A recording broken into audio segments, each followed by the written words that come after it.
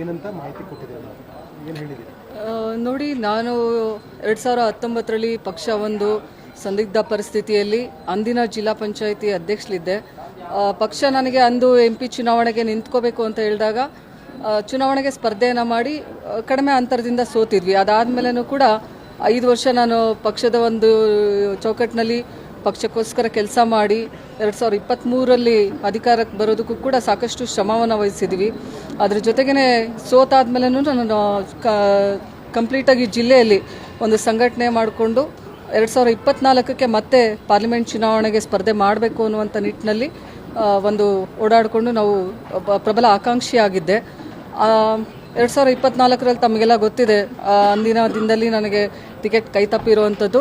ಈಗ ಒಂದೇನು by election ಬಂದಿದೆ ಬಾಗಲಕೋಟದು, ಮೇಟಿ ಸರ್ ಅವರು ಭಾಳ ಧೀಮಂತ ನಾಯಕರು, ನಮ್ಮೆಲ್ಲ ಹಿರಿಯ ನಾಯಕರು, ಸಾಕಷ್ಟು ಹಿರಿಯ ಮುತ್ಸದಿಗಳು ಇರೋದ್ರಿಂದ ಅವರ ಕುಟುಂಬಕ್ಕೆ ಟಿಕೆಟನ್ನು ನೀಡೋದಾದರೆ ನಂದೇನು ಅಭ್ಯಂತರ ಇಲ್ಲ. ಅದನ್ನು ಹೊರತುಪಡಿಸಿ ಟಿಕೆಟನ್ನು ನೀಡೋದು ವಿಚಾರ ಇತ್ತು ಅಂತಂದರೆ ನಾನು ಕೂಡ ಪ್ರಬಲ ಆಕಾಂಕ್ಷಿ ಅಂತೇಳಿ ನಾನು ಈಗಾಗಲೇ ಹೇಳಿದ್ದೀನಿ ಪಕ್ಷದ ವರಿಷ್ಠರಿಗೂ.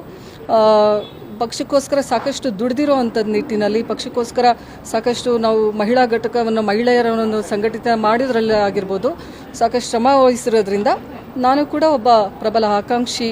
ಮೇಟಿ ಕುಟುಂಬ ಅವರನ್ನು ಹೊರತುಪಡಿಸಿದ್ರೆ ಅಂತೇಳಿ ಹೇಳೋದಕ್ಕೆ ಬಯಸ್ತೀನಿ. ಹೇಳಿದ್ದೀನಿ. ನೋಡಿ, ನಾವು ಜಿಲ್ಲಾ ಮಟ್ಟದಲ್ಲಿ ಹಾಗೂ ರಾಜ್ಯ ಮಟ್ಟದಲ್ಲಿ ಯಾರ ಗಮನಕ್ಕೆ ತರಬೇಕು ನಾವು ಅವ್ರಿಗೆ ಹೇಳಿದ್ದೀವಿ. ಅವರ ಕುಟುಂಬಕ್ಕೆ ಕೊಡೋದಾದರೆ ನಮ್ದು ಯಾವುದೂ ಅಭ್ಯಂತರ ಇಲ್ಲ. ಅವರನ್ನು ಹೊರತುಪಡಿಸಿ ಕೊಡೋದಾಯಿತು ಅಂತಂದರೆ ನಾನು ಕೂಡ ಒಬ್ಬ ಪ್ರಬಲ ಆಕಾಂಕ್ಷಿ ಅಂತ ಹೇಳೋದಕ್ಕೆ ಬಯಸ್ತೀನಿ. ಧನ್ಯವಾದಗಳು.